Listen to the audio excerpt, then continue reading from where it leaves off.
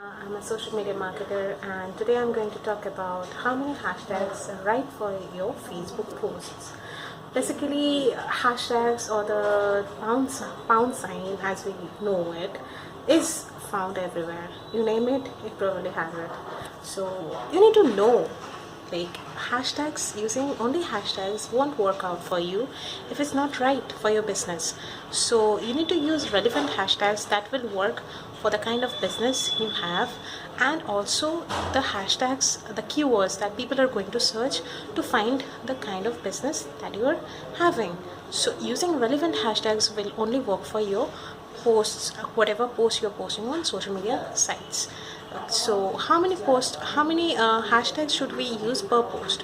Well, to be honest, there are not no definite amount of numbers that I can say, like this is the exact number you can use for your Facebook post, but the golden rule will be to use 3 to 5 hashtags for your Facebook post to get the maximum reach. Because first of all, you need to make your post crisp and clear. It should not be a messy post. It should not be like too much of hashtags and they're not exactly relevant to your business, or they're not benefiting your business in some way.